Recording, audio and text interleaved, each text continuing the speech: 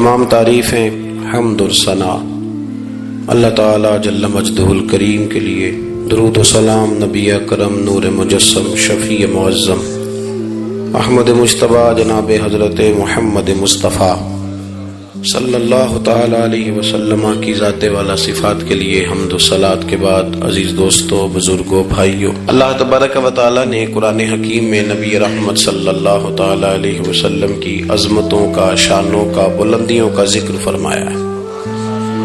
امت مسلمہ نے اور امت کے مفسرین نے، علماء نے نبی پاک صلی اللہ تعالی علیہ وسلم کی ہر عظمت پر، سید عالم صلی اللہ تعالی علیہ وسلم کو عطا کی گئی ہر شان پر تفصیل سے کلام فرمایا۔ ہمارے بزرگوں نے سید عالم علیہ السلام کی عظمتوں کو کھول کھول کر امت کو سنایا اور بتایا، لیکن پھر بھی بہت سارے پہلو تشنا ہیں، اور جیسے جیسے وقت گزرتا جائے گا امت تک حضور سید عالم علیہ السلام کی عظمتوں کو پہنچایا جاتا رہے گا اور لوگ اسے استفادہ کرتے رہیں گے۔ قرآن مجید میں اللہ تعالیٰ نے ارشاد فرمایا کہ یا ایھا النبی انا ارسلناک شاہدا ومبشرا ونذیرا، اے محبوب علیہ السلام، بے شک ہم نے آپ کو گواہ بنا کے بھیجا ہے، خوشخبری دینے والا بنا کے بھیجا ہے اور ڈر سنانے والا بنا کے بھیجا۔ پھر فرمایا وَدَاعِيًا إِلَى اللَّهِ بِإِذْنِهِ، اور ہم نے آپ کو اللہ کی طرف دعوت دینے والا بنا کے بھیجا ہے اس کے اذن کے ساتھ، وَسِرَاجًا مُنِيرًا، اور آپ کو چمکتا ہوا آفتاب بنا کے بھیجا ہے۔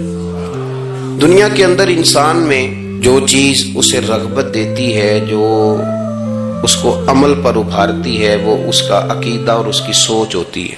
انسان کے جو افکار ہوتے ہیں نا، جو اس کی سوچیں ہوتی ہیں، وہ اس کے عمل کو مرتب کرتی ہیں۔ انسان کا جس طرح کا نظریہ ہوتا ہے، پھر وہ زندگی میں عمل بھی اسی طرح کے کرتا ہے، لوگوں کے بیچ رہ کے وہ وقت بھی اسی طرح ہی گزارتا ہے۔ قریش مکہ اور حضور سید عالم صلی اللہ تعالی علیہ وسلم سے جو پہلے کے لوگ تھے، ان کے افکار بہت ساری خرابیوں کا شکار ہو گئے تھے، فکری کمزوریاں پیدا ہو گئی تھی، مختلف قسم کی اوہام پرستی کا وہ شکار تھے، توہمات میں الجھ گئے تھے۔ حج کا موقع آیا ہے تو اب انہوں نے قبولیت کا یہ نظریہ گھڑ لیا ہے کہ ننگے ہو کے معاذ اللہ طواف کریں گے بیت اللہ کا۔ قربانی کا موقع آیا ہے تو جانوروں کا خون دیواروں کے ساتھ لگائیں گے خانہ کعبہ کی۔ اور قرآن حکیم ہمیں یہ بھی بتلاتا ہے کہ جب حج کر کے لوٹتے ہیں تو اب دروازوں سے نہیں گزرنا، اب ہم نے کوئی اور رستے پھلانگ کے گھروں میں آنا ہے، اس لیے کہ ہم نیک ہو کے آئے۔ تو مختلف قسم کی توہمات انہوں نے گڑھ لی تھی، اللہ تبارک و تعالیٰ کی ذات کے بارے میں بھی، انبیاء کرام علیہ السلام کے بارے میں بھی۔ قرآن مجید ہمیں کہتا ہے کہ یہودیوں نے جناب عزیر علیہ السلام کو اللہ کا بیٹا کہا، عیسائیوں نے معاذ اللہ حضرت عیسیٰ علیہ السلام کو اللہ کا بیٹا کہا۔ تو افکار کے اندر جب انسان کے بہت زیادہ خرابیاں آ جاتی ہیں، یعنی ایک آدمی کا ذہن بن گیا نا سارے لوگ چور ہی ہیں، تو پھر کسی سے دوستی کرنا، کسی کے ساتھ چلنا، وقت گزارنا اس کے لیے دشوار ہی نہیں، محال بھی ہو جاتا ہے۔ اور اگر انسان محسوس کرنے لگتا ہے نا کہ یار نہیں، ایسا نہیں ہے، یہ میرے رسول کریم کی امت ہے، اور حضور علیہ السلام نے فرمایا میری امت کبھی گمراہی پر جمع نہیں ہوگی، تو امت میں خیر ہے، ہمیں خیر کو تلاش کرنا چاہیے۔ پھر انسان آہستہ آہستہ نرم ہونے لگتا ہے، لوگوں کو گنجائش دینے لگتا ہے، اور ان کی باتوں کو، ان کی کمزوریوں پر وہ استدلال کرتا ہے کہ یہاں کمزور پڑ گئے ہوں گے، یہاں یہ مسئلہ ہو گیا ہوگا۔ وہ کسی نے کہا تھا کہ جانے کس عمر میں جائے گی یہ عادت میری، روٹنا اس سے تو اوروں سے الجھتے پھرنا۔ کئی دفعہ یوں بھی ہوتا ہے۔ تو ہمارے ہاں افکار میں اگر حسن رہے، تازگی رہے، خوبصورتی رہے، اب بھی کچھ لوگ ایسے ہیں جو اعتدال کا رستہ چھوڑ جاتے ہیں۔ صوفیاء کی جماعت میں جب سے ملنگوں نے قدم رکھا ہے، اور بہت سارے ایسے لوگ جو کہتے ہیں کہ نہیں تمہیں نہیں پتا، بات معرفت کی ہے، تو ان لوگوں نے بھی خرابی پیدا کر دی۔ پھر اس کا نقصان یہ ہوا کہ کچھ دانشوروں نے، شعراء نے، سیاستدانوں نے معاذ اللہ یہاں تک کہنا شروع کر دیا کہ جو جس کو بھی پکارتا ہے کسی نہ کسی روپ میں اللہ کو ہی پکارتا ہے۔ افکار میلے کر دیے، بھئی اگر جس کو بھی جو پکارا جا رہا تھا تو وہ معاذ اللہ اللہ کو ہی پکارا جا رہا تھا، جس کے سامنے جو جھکتا تھا تو کوئی نہ کوئی اس کے ہاں توحید پائی ہی جاتی تھی، تو پھر اللہ کے رسول بتوں کے خلاف کیوں جہاد کرتے رہے؟ پھر لا الہ الا اللہ کا کیا معنی ہوا؟ تو ایک تو وہ طبقہ آیا، پھر ایک الحاد اور بے دینی کا رویہ کچھ لوگوں نے یہ بھی اختیار کیا کہ معاذ اللہ انہوں نے مسبب الاسباب کی بجائے لوگوں کو اسباب پر زیادہ توکل کرنے کا معاذ اللہ درس دیا۔ دعاؤں سے کام نہیں چلتا، خالی نعروں سے بات نہیں بنتی۔ اس کو یہاں تک لے گئے کہ اگر آج انہیں حضور کا کوئی معجزہ بتایا جائے، کسی کرامت کی بات کی جائے، اللہ تبارک و تعالیٰ کی طرف سے عطا کردہ کسی انہونی ایسی بات میں جس میں خالصتاً قدرت الہی کا دخل ہو، تو ان لوگوں کے لیے ماننا مشکل ہو جاتا ہے، کیونکہ انہوں نے زور ہی اس بات پہ دے دیا ہے۔ تو ان سارے رویوں کے اندر ہمیں پھر پلٹ کر انہی تعلیمات کی طرف توجہ کرنی ہوگی جو مدینے والے محبوب نے ہمیں عطا فرمائی، جو حضور نے عقائد اور نظریات کا حسن ہمیں عطا فرمایا۔ یہ میرا دور گھبرائے ہوئے لوگوں کا دور ہے، پریشان لوگوں کا دور ہے۔ ڈپریشن کے مریضوں کی تعداد 65% تک پہنچ گئی ہے۔ اس قدر زیادہ لوگ ڈرے ہوئے، پتہ نہیں کیا ہوگا۔ جو غریب ہو گیا وہ جانتا ہے شاید کبھی بھی میرا ہاتھ نہیں پڑے گا، جو بیمار ہو گیا وہ سمجھتا ہے کہ شاید کبھی تندرست نہیں ہوگا۔ تو کمزوری آ گئی اور تیزی کے ساتھ آئی۔ ٹی وی پہ بیٹھے لوگوں نے بھی کمزور کیا۔ پھر ایک تعویذ دھاگے والے تھے، انہوں نے بھی کہہ دیا تینوں کسی نے کچھ کیتا ہے۔ او بھئی کنے کیتا ہے؟ کہندا ہے مینوں حکم ہی نہیں، مینوں تے شرارت دا حکم سی، وہ میں کر چھڑی، تینوں کسی نے کچھ ہے۔ اب تو سوچتا رہ، جتنے تیرے دشمن ہیں تو ان کی لسٹ بنا لے۔ تو شرارتیں ہوئی، لوگ کمزور ہوئے، افکار کے اندر کمزوری آئی۔ رسول کریم صلی اللہ علیہ وسلم لوگوں کو طاقتور کرتے، توکل کا درس دیتے، توحید باری تعالیٰ کے ستھرے جذبے حضور اپنے غلاموں کو عطا فرماتے، ان کی فکری حضور تربیت فرماتے، فکری۔ اللہ کے رسول صلی اللہ علیہ وسلم غار ثور میں موجود ہیں، ساتھ سیدنا صدیق اکبر رضی اللہ تعالیٰ عنہ۔ کفار جو گرفتار کرنے والے تھے، پیچھے لگے ہوئے تھے، وہ غار ثور کے دروازے تک آ گئے۔ جس طرح ڈاکٹر بول دیتا ہے، وہ کہہ دیتا ہے کہ اب جناب مشکل ہے، اگلے ہفتے آپ چلے جائیں گے، تو وہ جو کمزور لوگ ہیں انہوں نے اگلے ہفتے کیا جانا ہوتا ہے، وہ جب ڈاکٹر بتاتا ہے اسی وقت ہی فوت ہو جاتے ہیں۔ وہ کہتے ہیں اگلا ہفتہ تو لیٹ ہے، اسی وقت ہی سمیٹ لیتے ہیں سامان سفر۔ اور کچھ لوگ ایسے تھے، ڈاکٹر نے کہا کہ جناب آپ کی رپورٹس بتاتی ہیں کہ آپ بہت جلدی چلے جائیں گے، تو انہوں نے کہا جناب آپ جو کہہ رہے ہیں اپنے علم کے مطابق کہہ رہے ہیں، پر ہونا تو وہ ہے جو میرا رب کریم چاہے گا۔ یہ وہ جذبات ہیں جو ہمیں رسول کریم علیہ السلام نے عطا فرمائے۔ دیکھو حضرت ابوبکر صدیق رضی اللہ تعالیٰ عنہ کے ساتھ حضور غار ثور میں موجود ہیں۔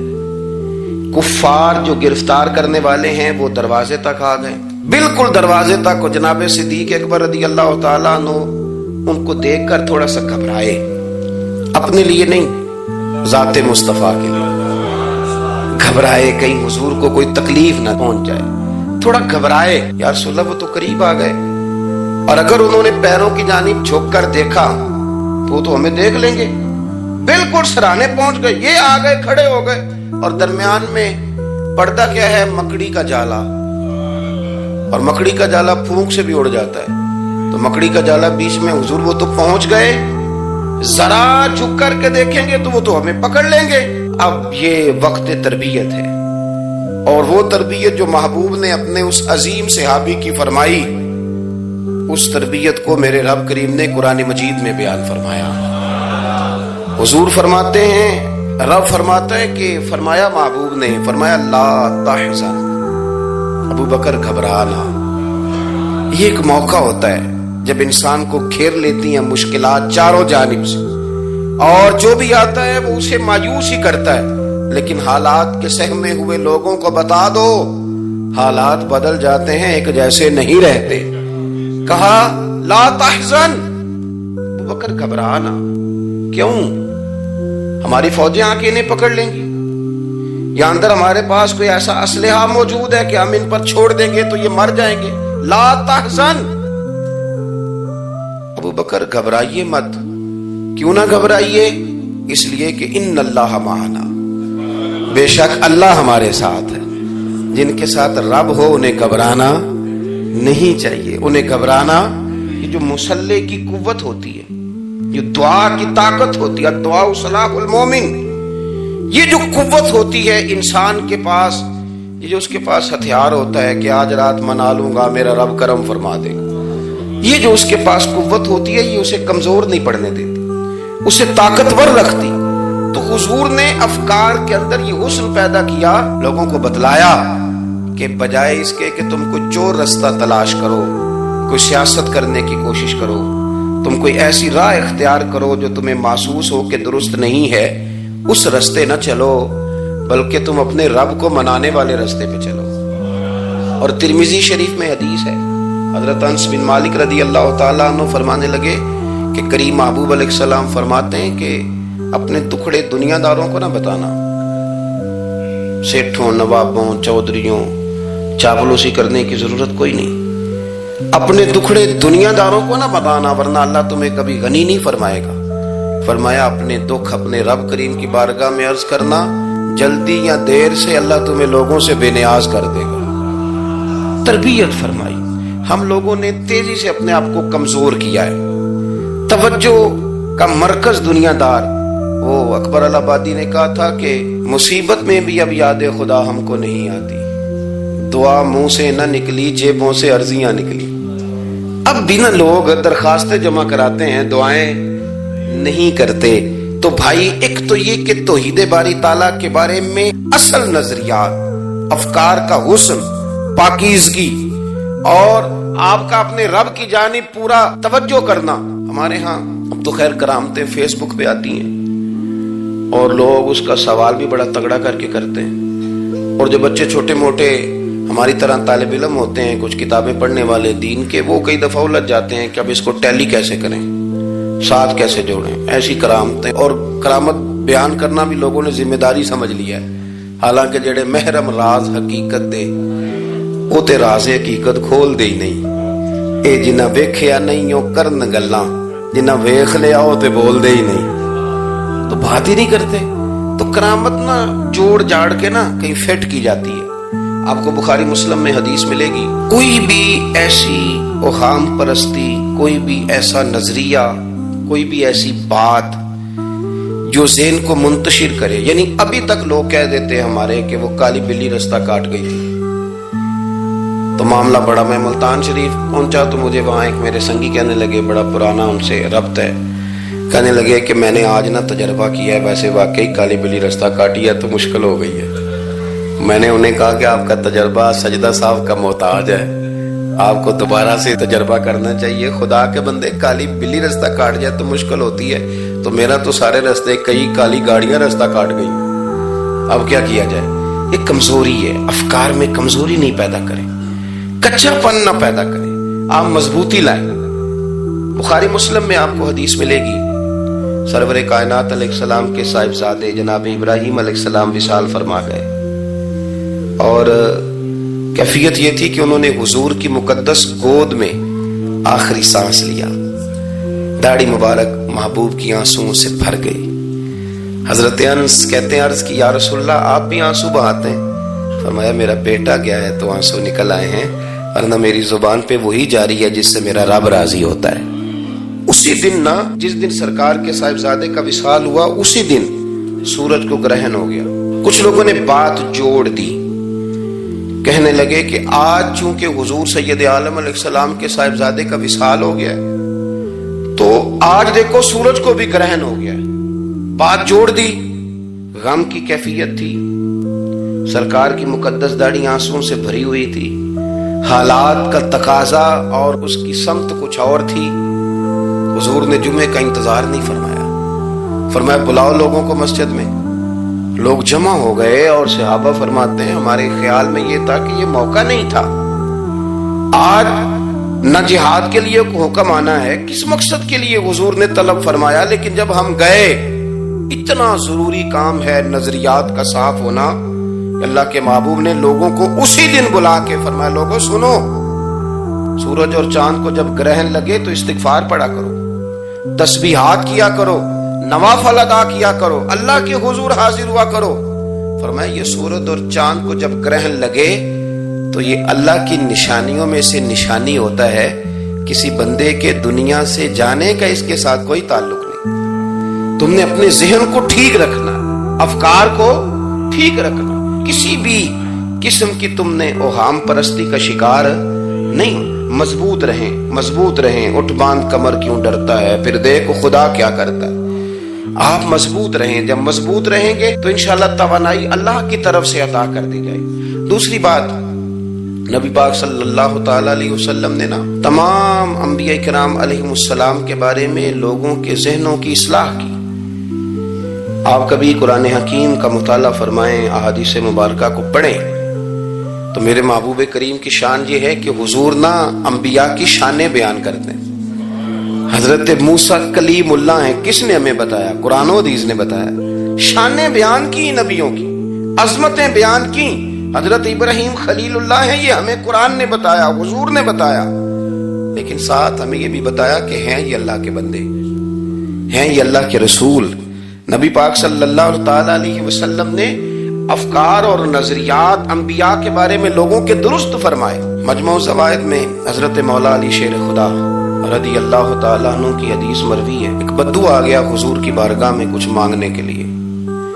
مولا کائنات رضی اللہ تعالیٰ عنہ فرماتے ہیں سرکار جب کسی بات کا جواب نہ دینا چاہتے تھے تو خاموش ہو جاتے تھے, کچھ دیر خاموش رہتے تھے. اور حضور کا خاموش رہنا بھی ہمارے محدثین نے محفوظ کیا ہے. اقسام حدیث میں سے ایک حدیث ہے جسے حدیث تقریری کہا جاتا ہے. وہ حدیث ہے جس میں حضور خاموش رہے. کوئی کام کیا گیا تو سرکار خاموش رہے. حضرت مولا علی کہتے ہیں حضور خاموش ہو گئے, لیکن چونکہ دیہاتی تھا, سادہ تھا, اس نے جب بار بار گفتگو چھیڑنا چاہی تو پھر حضور نے فرمایا چل پھر مانگ لے کیا مانگتا ہے, مانگ لے پھر کیا مانگتا ہے, کر سوال. دیہاتی تھا, سادہ آدمی تھا. مولا کائنات فرماتے ہیں ہمیں یوں لگا کہ اب یہ آخرت اپنی سوار جائے گا, جنت کا سوال کرے گا, لیکن بڑا ہی سادہ تھا. مانگنے پہ بھی آیا تو کیا مانگا, کہنے لگا یا رسول اللہ صلی اللہ علیہ وسلم میں نے سفر کرنا ہے, مجھے ایک اونٹنی عطا کر دیتے.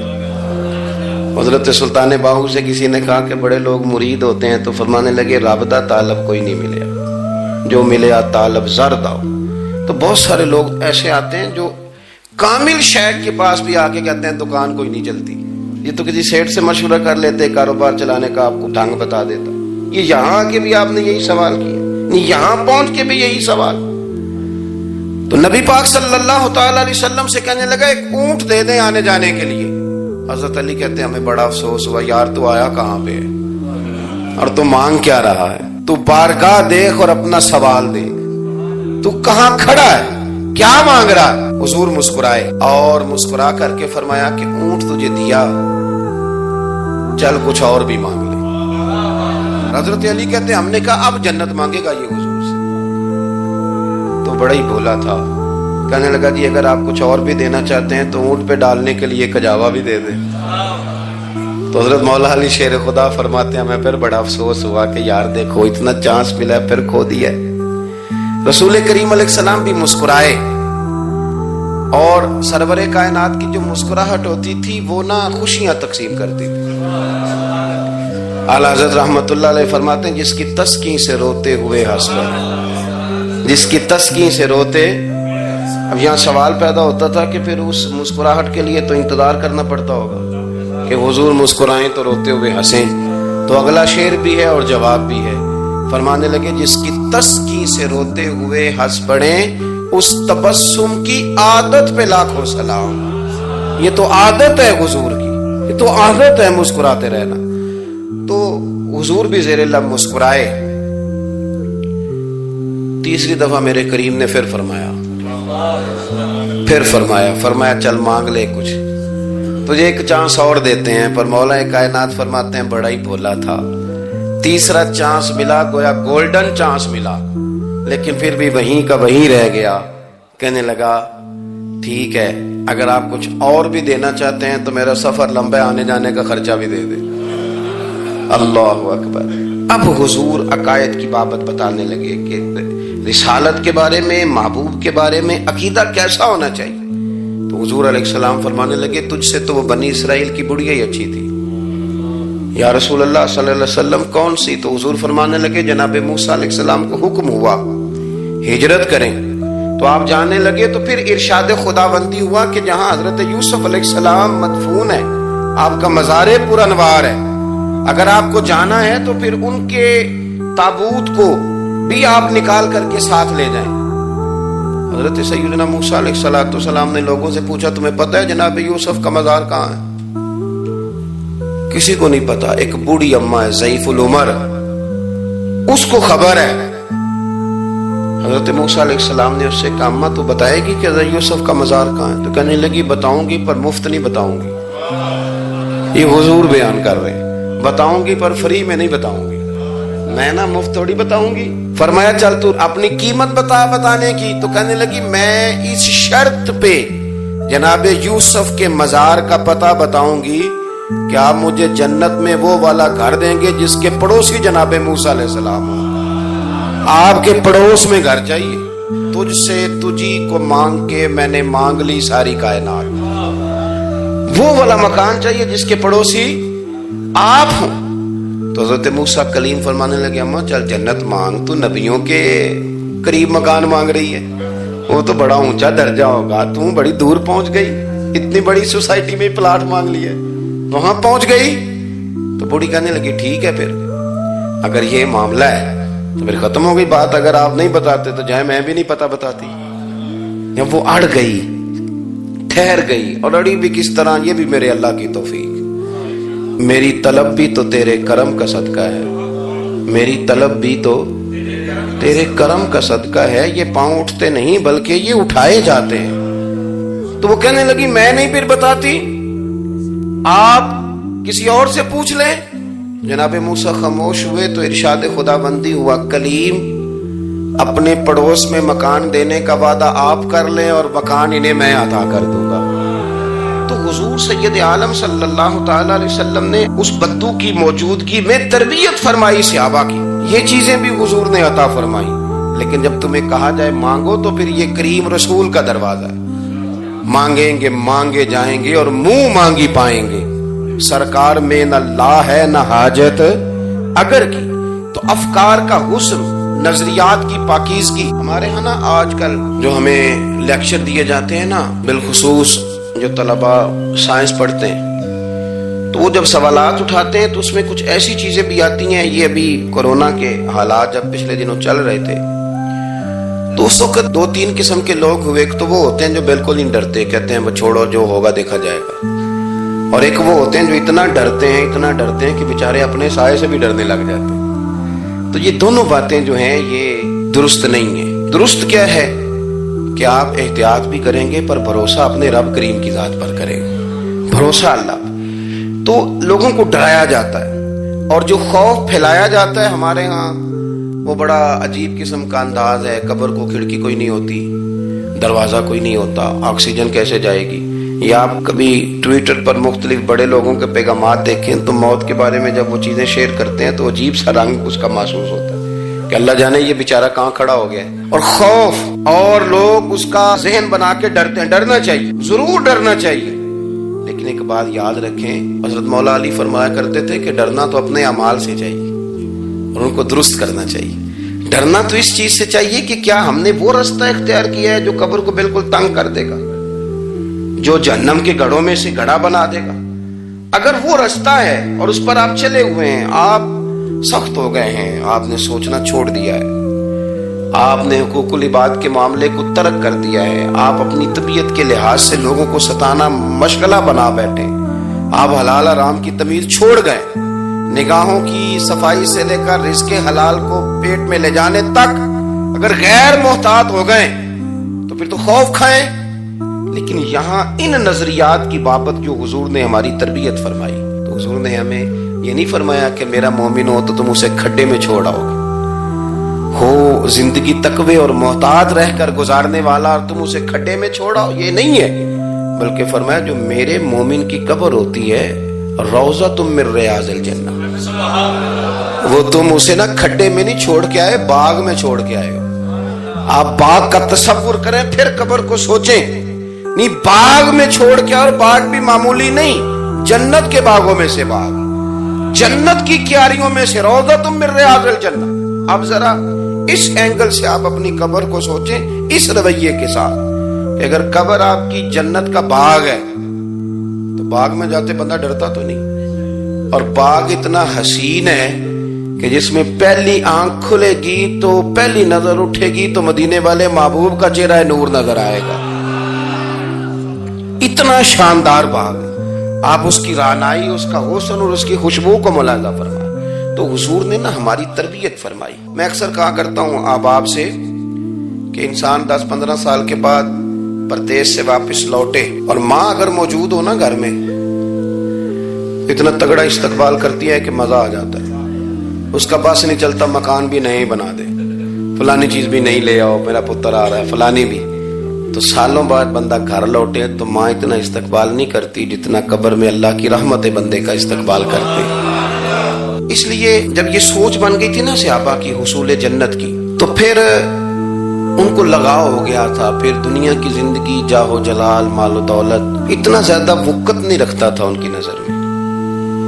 پھر وہ سمجھ گئے تھے اس بات کو کہ کن فی الدنیا کاننا کا غریب و عابر سبیل، سمجھ گئے تھے کہ یہ مسافر ہیں ہم یہاں.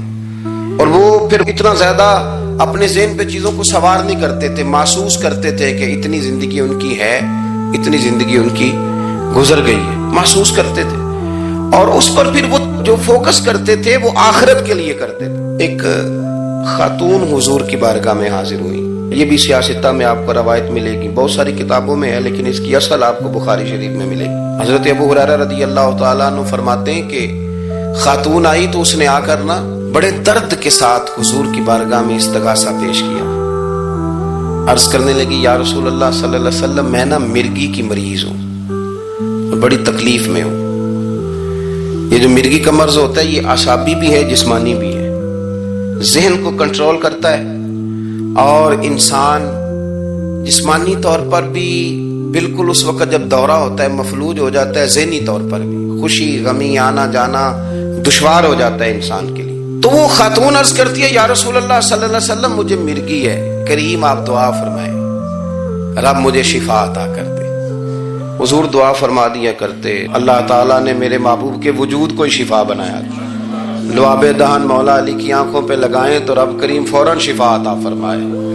لیکن حضور نا تربیت جب کرتے نا، تربیت لوگوں کے بیچ، تو پھر نظریات کو، عقائد کو، افکار کو حضور غسل دیتے، وضو کراتے. یہاں بھی سرکار نے صحابہ کے بیچ اس خاتون سے گفتگو فرمائی اور حضور فرمانے لگے اگر تو کہے تو میں دعا کرتا ہوں رب تجھے شفا دے دے گا. حضور فرمانے لگے اگر تو کہے میں دعا کرتا ہوں اللہ شفا دے گا. اور فرمایا اگر تو کرے صبر تو میرا وعدہ ہے رب بغیر حساب کتاب جنت عطا کرے گا.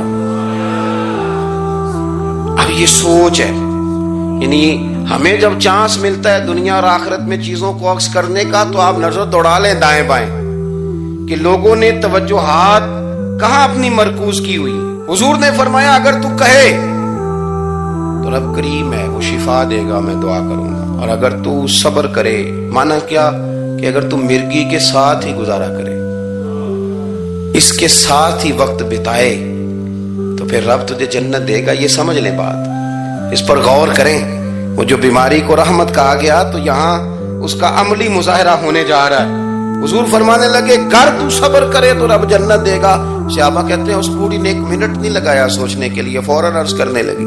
گویا عرض کرتی ہے حضور تھوڑی سی تو زندگی ہے، میں مرگی کے ساتھ ہی گزارا کر لوں گی، آپ دعا کریں رب مجھے جنت عطا کر دے، ہاں میرے لیے جنت کی دعا کر دیں. تو صحابہ فرماتے ہیں حضور نے دعا کر دی، گویا وعدہ ہو گیا جنت کا.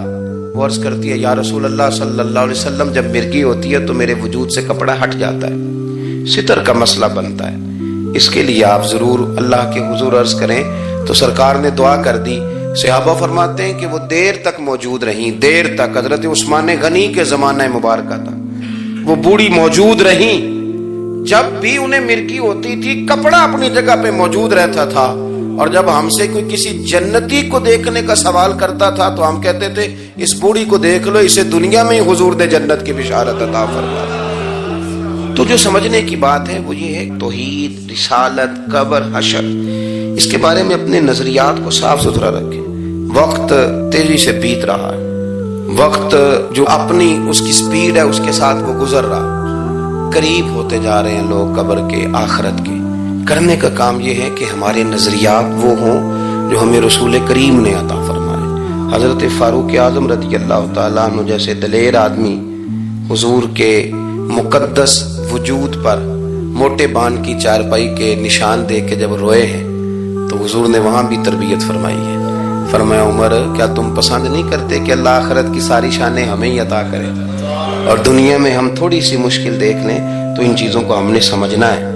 یہ چیزیں ہمیں جینے میں آسانی پیدا کریں گی، ہمارے لیے مددگار ثابت ہوں گی، ہمارے افکار کو یہ تازہ رکھیں گے۔ پھر بہت زیادہ الجھاؤ، بہت زیادہ پریشان ہونا، بہت زیادہ ڈپریشن کا شکار ہونا، بہت زیادہ ہمارا دنیاوی معاملات کے اندر تفکر کرنا، یہ ہمیں کمزور نہیں کرے گا بلکہ ہم توانا رہیں گے۔ اللہ کے حضور دعا ہے مالک کریم کہی ہوئی باتوں کو قبولیت کا درجہ عطا فرمائے۔ دوران گفتگو جام بھول گئے، اللہ ہمارے ساتھ درگزر والا معاملہ فرمائے۔ آخر دعوانا